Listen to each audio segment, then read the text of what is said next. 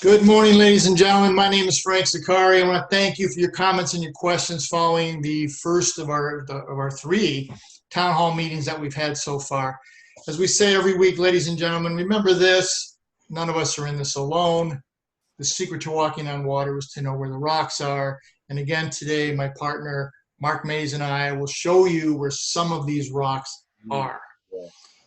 One major concern we've heard over the past week is dealing with the closures of businesses in multiple industries. Now, if you're a supplier or you're a customer to these industries that are experiencing these multiple closures, it has to feel like a major gut punch. We're dealing with all this other stuff, and then we get the wind knocked out of us. Our suppliers, our sources are leaving. They're closing. Well, one way, and some of my companies, how we try to address this was, again, we have these brainstorming meetings. It's all communications with employees. Let's identify other organizations and how our products or service could be value to them. These are people we never did business with before. This gives you an opportunity to reposition and possibly rebrand yourself into a new market. If you want to have these with your own staff, that's great. If you want to have Mark and I help you with them, even better. We'll help you out.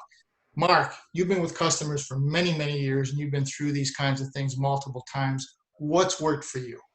Just understanding how that market is changing, they say, keep your ear to the tracks to understand who's out there, who's not, what the relevant pricing models are right now, what are the lead times right now. We're working in the direction to improve this, but have a close touch, a close pulse on your markets, your vendors, how you're marketing to them.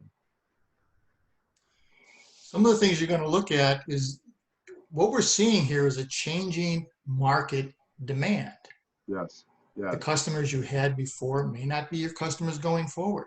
There may be a time to sit back and let's look at what else can we do? Where else can we reach? Who are things that we've thought about? Well, maybe we should approach these people. But we never did because we're so busy. Right. Who's our new customers? Exactly. Really being able to lay that out, and we call that vision mapping in our industry, laying out who are our new customers, where do they live and breathe, and how do we touch them and contact them? What is that right message to them? But again, I go back to making sure who we're reaching out to is stable. The market is changing. There's a lot of skeletons out there that are standing there, but behind the scenes, there's no entity there. So be cognizant about who we're doing business with.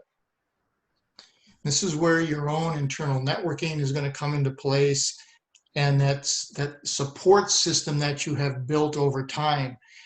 You can exchange notes. What are you hearing over here? What's going on in this area over there? One of the things that I found when I had an insurance agency was we completely revamped who our customer base was when we went through one of the last recessions, the recessions a few years back, is, we're chasing customer A because they've been a customer, but are they the right customer? And are they the best fit for us? And so we completely revamped how we went about.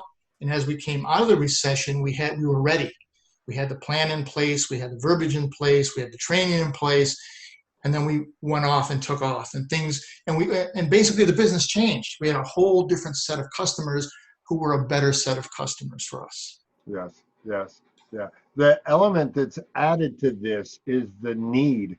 Our internal need as business owners, we know that times are getting a little tough, and we're concerned and perhaps even feeling a little bit desperate. So do not fall into the trap of any sell is a good sell, because that's not the truth. Know your margins, protect those margins in the sell.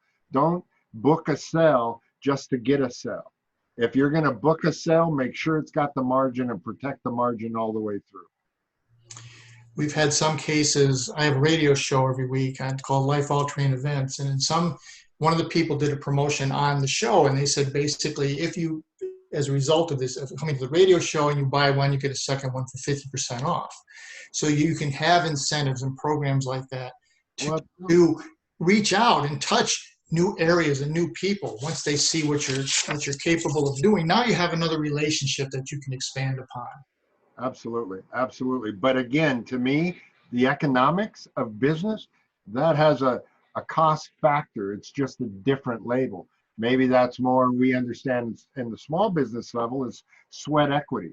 And maybe now is the time where you're investing a lot of that into these new relationships, but understand that that's something that you're investing into, and to bill that expense accordingly, not as a direct, excuse me, not as a direct cost that's related to the sale.